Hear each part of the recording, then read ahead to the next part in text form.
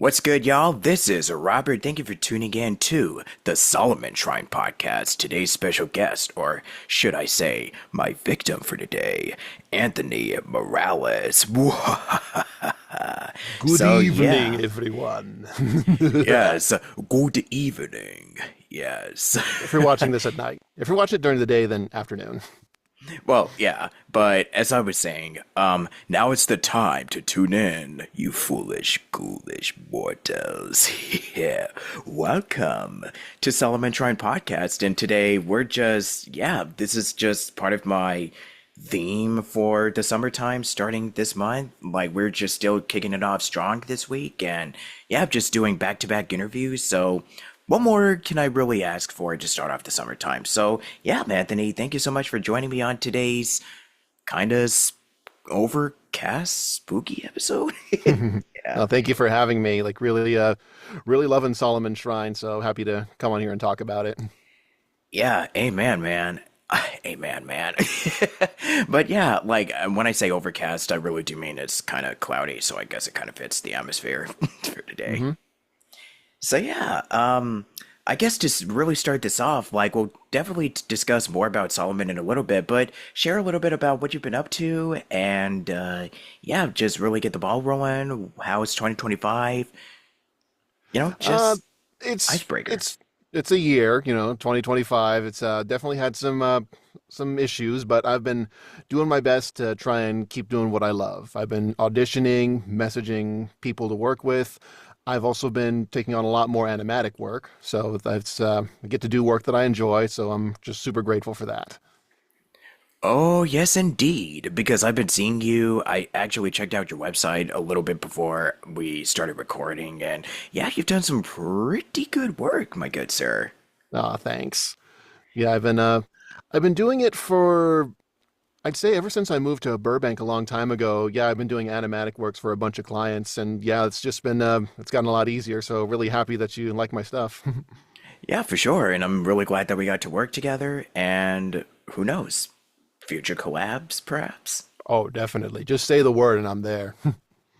Aye, aye, Captain. So, yeah, I guess, well, it's almost technically the 4th of July, so I guess I'm dressing for the occasions. hmm It's just like this really old t-shirt that I have, but it fits. So, yeah, besides that, yeah, like, I was just telling Anthony that there's just been a lot of stuff that has just been going on, both good and bad, but it's such as life. Yeah, Yeah, it's just just gotta. got to roll Sorry. with it until something good comes out, and something will. Exactly. Things. I want to believe that things are going to get better. Exactly. Yeah, because I know things are a little bit rocky so far everywhere, but I know we'll definitely get through this. For sure. Yeah, so let's get down to the questions. Because this is something that I've actually been kind of curious myself because usually I like to do my research, but for those that might not be in the know, how did all of this begin? Like with voice acting and animation, all that stuff, because you wear many different hats. So I was wondering when did the whole, I guess, creative spark or the bug, when did it bite you, so to speak? So where did this all begin for Mr. Anthony Morales? Well, along a very long time ago, Very long when I time was ago, my son. when I was but a wee lad, just graduating high school and going into college, I wanted to pursue a career in animation. So I took a bunch of community classes to get all the general ed done. Went to a university in Channel Islands, which is just on Camarillo. It's not an actual island, just it's Camarillo, Cal State University. And I learned animation, storyboarding, and editing because I wanted to make my own stuff. And I joined with a bunch of friends on projects to, just hopefully get grades and maybe just may start something bigger. And I had to provide a lot of voiceover work for the extras. Just they didn't have enough voice actors, so I was just like a bunch of random people. And they said I was really good. They really liked my performances. I got cast as main characters for some of the projects, and I had a lot of fun doing it. Like I really enjoyed voice acting, and I wanted to, even though the rates aren't very big, I wanted to try and make a living doing that. So I started branching out and talking to more people, and I've worked on a lot of online parodies. Like I used to do Abridged works, and I would edit videos, play characters in the cast, and even make special effects with Adobe After Effects. And it was from there that I just started building up, being a jack of all trades. Had to wear a lot of hats, like you said. And when I did, I wanted to try and make a professional career out of it. Just wanted to try and make a living doing something I enjoy. I didn't have to be a millionaire, just wanted to, like my job. And it was going great. I was building up cash, and then a little year called 2020 came in, and a lot of my plans had to be stalled for quite some time.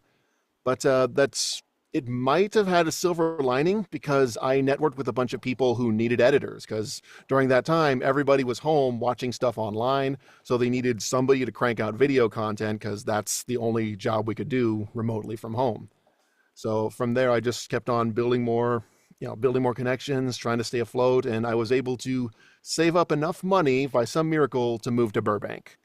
And it was honestly, it's the best career choice I've ever made because it's a wonderful city if you can afford it. Whether big or small, anything's a win in my book. Oh, for sure. But yeah, since you moved to Burbank, I was kind of curious. How would you say that the move really was a major turning point in your life, career, and everything?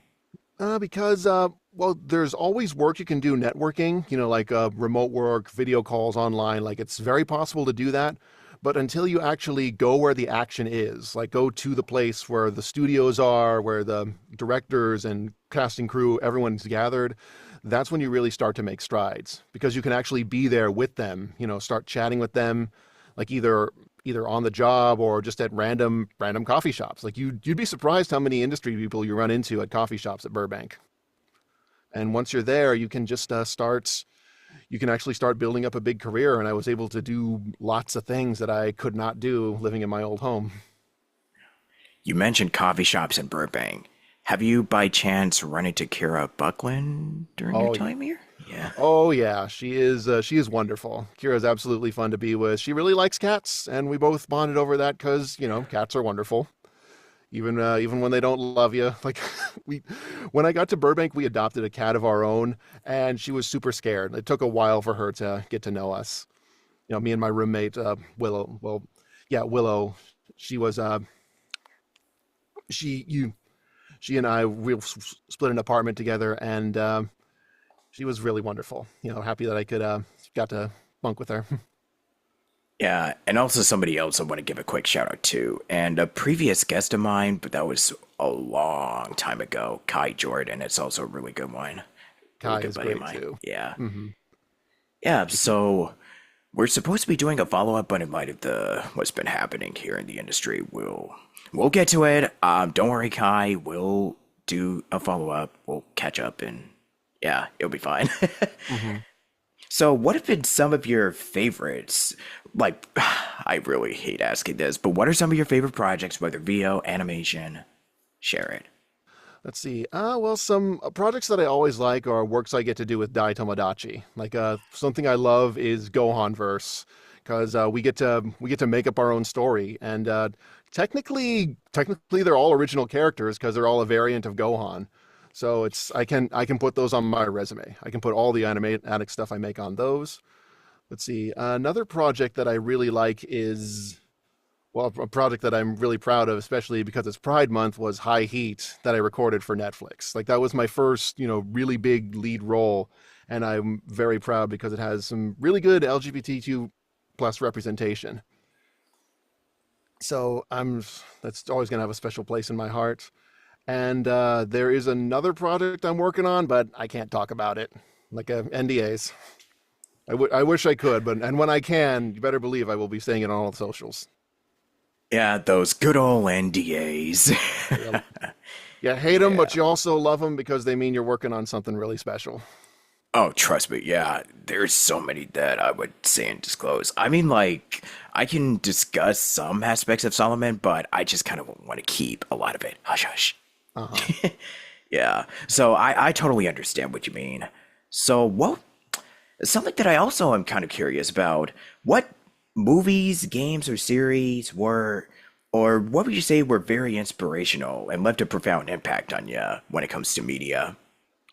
Let's see. Well, when it comes to media, well, ones that left a very good impact on me were some abridged series, like Sword Art Online, Abridged. I love that they took that story and made it make a little bit more sense and made it a huge improvement. That's kind of what inspired me to start making my own abridged parodies, which led to getting more official work, which led to me being where I am today. So I'm really grateful to Something Witty Entertain Me for inspiring me like that. Another inspiration that I'm feeling is definitely the Spider-Verse films. Like I've been studying animation, like trying to match some of the energy that the others bring to Dai's work, and I want to try and make fight scenes like that one day. Like fight scenes, action scenes, just something that shows that dynamic, impacting movement because Spider-Verse is a game changer. Like both movies. I cannot wait for the third one. I know, I am so excited for it. And I'm not really somebody who goes to the movies anymore, but the Spider-Verse, I've seen both of them in theaters and they Hmm. just completely blew me away. I'm still not over just the high that I got from watching the last one that came out 2 years ago. It's Like still just, oh my, brilliant. it's Just breathtaking. it's worth it. It is worth it to experience in the theaters. Like in Burbank, there were some showings of it, just anniversary showings, and I managed to score some seats. And it is great to just, well, it was Oh, years and years ago. It was great to just watch it yeah. again with that big experience.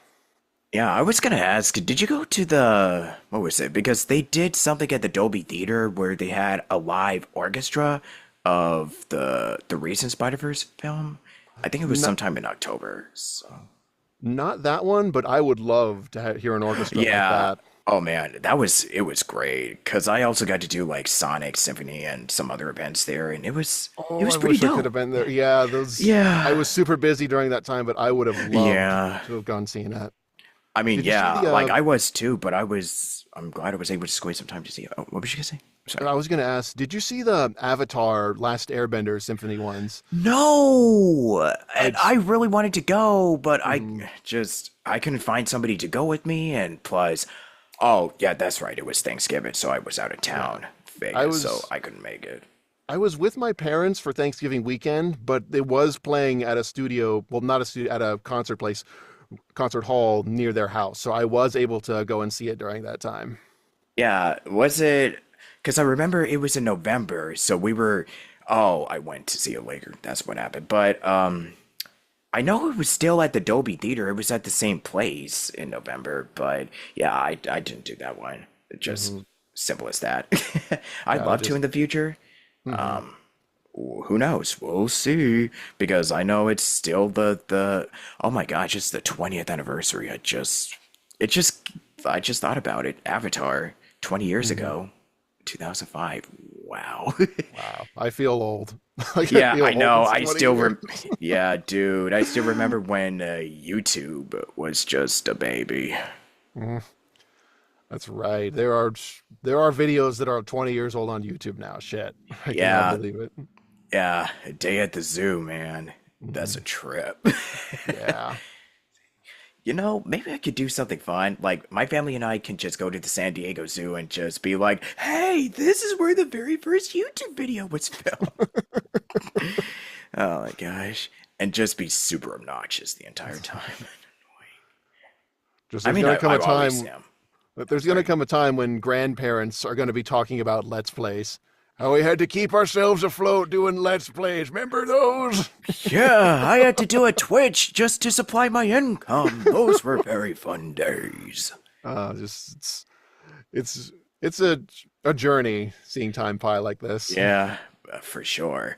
But going to Solomon Shrine, I do have questions pertaining to that, Mhm. which I guess is also kind of segues into how you work in general. But what would you say has helped you immensely as a storyteller from your extensive background wearing many different hats as a creator? Let's see. Well, what's helped me most is just the ability, I would say just the ability to adapt.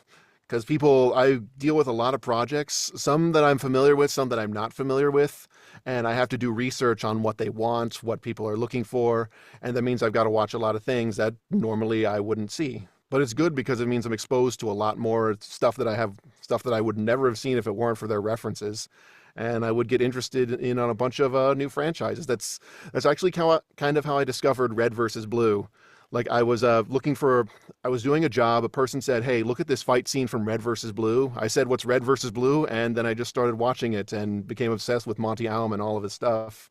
And that really helped open doors for me, not just career wise, but personality wise. Because seasons 7 through 10 are some of my favorite things ever. Yeah. I just always think about Monty because speaking of anniversaries, it's been 10 years since we lost him, and I still have no idea the direction that Ruby would have gone if he was still with us. I just wonder that all Yeah, the time. Yeah. like he was one of a kind. Like he would do things that I did not know were possible. I wish he was here. Like I would love to see what he'd do with Ruby now. Seriously. Like Yeah. the crossover with the Justice League. Can you imagine what he would do with DC superheroes? That would have been so amazing to have him choreograph a fight scene in that. We'll But never yeah, know. he was a legend, one of the best, and taken too soon. Yeah, unfortunately. Yeah, just like, with Dragon Ball, Toriyama, just still just a complete shock to me. hmm I mean, Yeah. like when he passed, like the internet was flooded with tributes of all kind, from arts to Yeah. voiceover works, animations. Like there were so many amazing animators just making stuff tributes to him, and it just Yeah. shows how much he impacted everybody. It's kind of Even like, yeah, it's kind of like when, who was it that also passed away? He was in because I know he was also in the Go On verse. I can't rem Oh my God, I'm blanking. oh, Slick. Slick Goku, Reggie Groover, yeah, Yeah. Reggie was It's like, amazing. yeah, and everybody was giving tribute. So it's like, I think it kind of goes without saying that no matter what you create, just the impact that you have on so many lives, friends, family, everyone. You'll still live Um, on forever through that work, exactly. through the lives And you've touched in media. yeah, the people, even some of the people that you've worked with that know you personally, it still carries on through them. And it's Mhm. not like they never really die. It's just that their influence still continues on for generation to come. Exactly. Yeah, whether it's the Muppets, SpongeBob, Disney, like it's still Looney Tunes. I mean, it still goes hmm on, timeless quality. And recently with Thomas, Creator, Ping, yeah, I'm just listing off and off, but yeah, it just continues on forever. Yeah. Um, Speaking of and Looney Tunes, I'm glad that The Day the Earth Blew Up is such a huge success. oh my, That was a fun yeah, movie. man, I wanted to see it, but I got really busy at the time, and plus they pulled it in theaters, thanks Warner Brothers. Yeah. But some good news Yeah. did come from it. We are finally going to get Coyote versus Acme next year. Hey, yeah, let's go, and I It, hope it doesn't get screwed over again. I think it's going to do good because they're releasing it next year. I think what they're going to do is Yeah. hire an advertising firm, people who know how to market, and will just plug the shit out of it so everyone knows it's in theaters and make it as big a success as possible. Because the world has shown there's still a lot of love for the Looney Tunes. We still want them here, Exactly. and we still want to see new stories with them. For sure. And I forgot to say this was a PG podcast, so I guess this is probably the closest F bomb we'll get to here. But yeah, I agree with the Looney Tunes because I grew up watching them. I love them, and it's so good that the spirit is still being kept alive, and there's still people out there that really love these characters. It's just right now we're just kind of in a pretty chaotic position when it comes to showbiz, and yeah, we're in a pretty weird time to say the least. Like strike, everything else that I could probably bring up here that is like a different can of worms in and of itself. Mhm. So I'm probably not gonna even go there. But anyway, um, do you kind of I'm also kind of curious. Do you apply some of your real life experiences? Because I know when we create stuff, we put a little bit of ourselves into everything. So I kind of wanted to ask you if this is something that's true for you. And what are some positive takeaways that have helped you along the way when you translate life into your own work? Let's see. Yeah, definitely. Real life experiences help a lot, both with both with voice acting and with editing, because you have to draw from something. There has to be something that makes you feel joy, that makes you feel anger, makes you feel the emotion that you're trying to convey here. Like for Solomon Shrine, I was thinking of all the some scary moments I had as a kid, like back when I, was terrified of the dark, and just being alone in a forest in the woods would terrify me as a kid actually because I was thinking a animal was going to come out and eat me. So just trying to keep that same level of fear that I had as a child. Oh yeah. And it's like if you're neurodivergent, having a lot of these experiences, like pulling because a lot of us can get really hyper focused and just hypercritical of how we want a certain scene to be played out. But I think really, and there is a pro and a con to this where you bring back something that happened to you, like a traumatic event that's happened to you as a kid, and then you're putting it into art. It could be sort of therapeutic, but at the same time, it's like you're opening up old wounds. So that's why I Mhm. personally I don't always agree with, I guess, method performance or acting or something like that. But yeah, I know that it can be like I said, there is a yin and a yang to this approach, is what I'm basically saying. But speaking of Solomon, working on this project, what is something that you've really enjoyed the most so far? What's something that you love to see in the future? Just for feedback.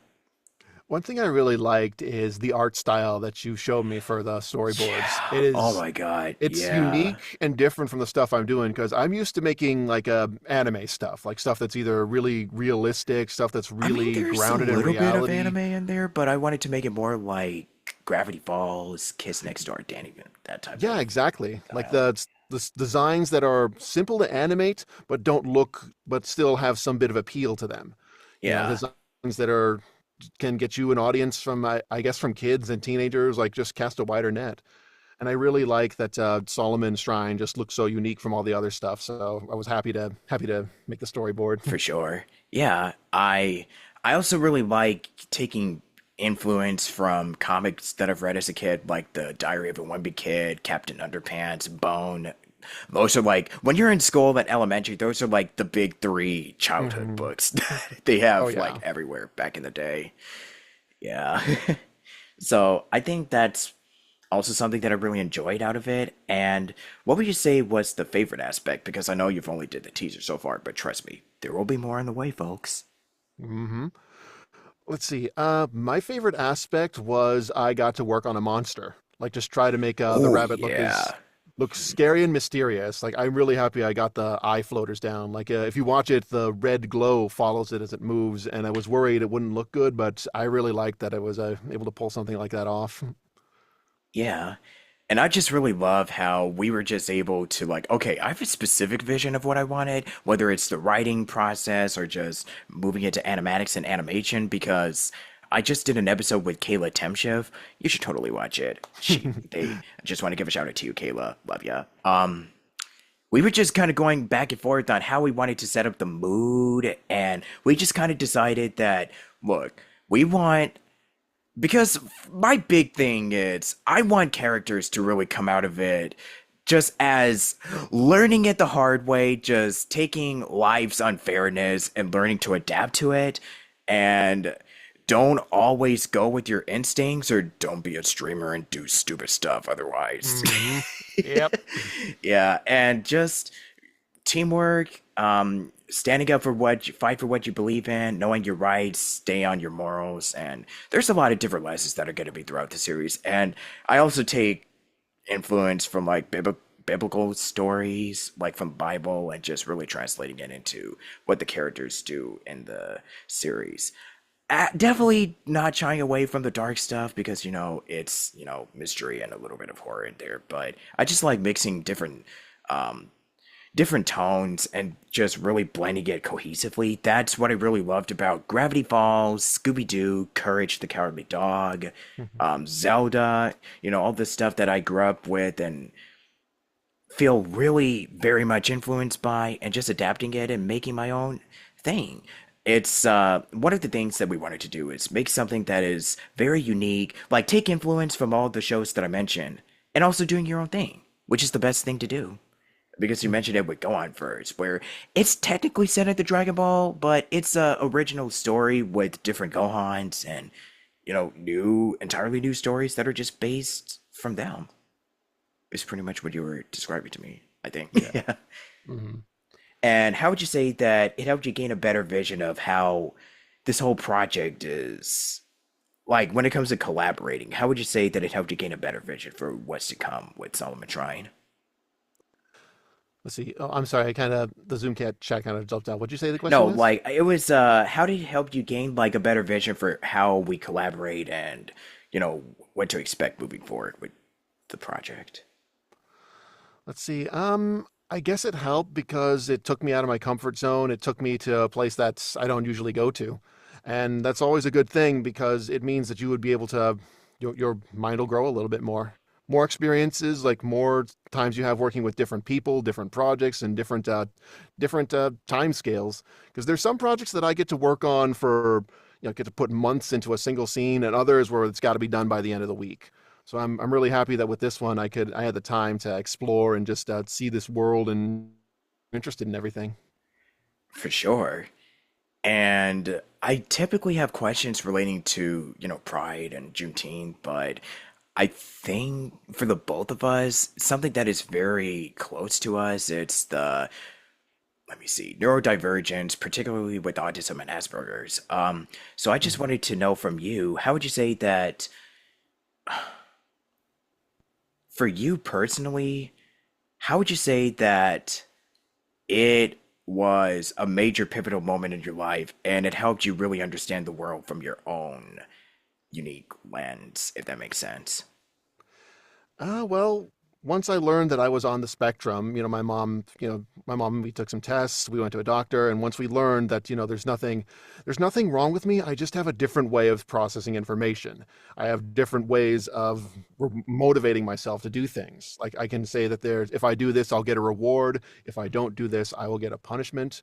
But one thing that has helped me do that is just to keep practicing, keep meditating, and taking some time away from the screens and social media, like just 30 minutes where you do not look at screens, not play games, just think, reflect on yourself, and just try to focus your mind. That's helped a lot, and it's also helped me kind of learn to use the autism to help me because my I retain a lot of information. I am able to memorize, pretty much any kind of method that I see relatively quickly, so I'm able to just keep in mind this is what the client wants. This is how I do this. This is where I can get this shot. I've able to use that to actually help me improve my skills, and now I'm just able to crank out videos and voiceover work faster than ever just from years of practicing like that. Right on. Yeah, and thank you so much for sharing that. hmm Yeah, just And it took a while, but I'm really happy with where I am right now. Yeah, mentally. exactly. Yeah, for sure. And since we are in June, what is the best piece of advice you have for the so many different communities that are going through a very difficult season right now with everything that's been happening? Keep doing what you know is right. Keep looking at how your actions are going to help people, how you could make their lives better, and just keep standing up for what you believe in and keep pressing forward. Things definitely are not looking as good as they could be right now, but if you keep going forward, there's always a chance that things can get better. If you were to give advice to younger Anthony about finding their unique voice, what would you say to them and why? To younger Anthony, I would say don't stay up so late. Do not enjoy sleep while you can. Because before I would try my best to stay up late because I wanted to, I thought I was a big boy. I thought I could do everything. But now as an adult, I would give anything just to get some rest sometimes. Because you're getting overworked a lot. So learn to enjoy learn to enjoy the downtime you get because it won't last for long. There's always going to be work, always going to be something to do. So when you can, just take the joys you can in life whenever you find them. Hey man, I guess now's a good time to share any final thoughts, advice to close out this interview, and plug your socials and upcoming projects, if you may. Let's see. Well, first of all, I want to say thank you. Like, this has been really wonderful. This is an excellent podcast. Thank you for having me on board, and I'm really glad that I've gotten to work with you, and hope to continue working with you on many more years. And I guess for my podcast, for my socials, my handle is Tony Ray VA. V as in Valentine. That's everywhere on Blue Sky, Instagram, Threads, not Twitter. I deleted my Twitter a long time ago because for obvious reasons. Good. And I guess for projects coming up, again, there's a lot of them under NDA. But one thing I can talk about is I'm going to be working with Grimjack of the Schmuck Squad. Like, we're going to be making something really good, like something focusing on a new project coming up. It's not a bridge series, but I'm really looking forward to giving it a try. It's different from something we've done before. So just keep an eye on Grimjack's YouTube channel, and yeah, you'll be able to see what we're cooking up. Sure thing. Yeah, would you like to do an outro for this? Let's see. What kind of what kind of outro? Well, you could say, "My name is Anthony. I've done this, and this is Station Square Podcast with Robert Jackson." Yep. I am Anthony Ray Morales. I am an editor, voice actor, animator, VFX artist, and the guy who wears as many hats as his head can carry. And you have been listening to the Solomon Shrine Podcast with Robert Jackson. Thanks so much. And do you have any final thoughts or advice? Close. Let's see. Final thoughts And advice. and advice. Oh man, I was doing so great up until now. Ooh. I can see. Let me think. Final thoughts for advice would be: don't be afraid. Don't be afraid to do something risky, because that step might be what leads you to going down the happiest path of your life. Brilliant. I think that would be my advice too, is just keep doing what you love and yeah. Never be afraid of just being yourself. Just be you. And just do it. Do it.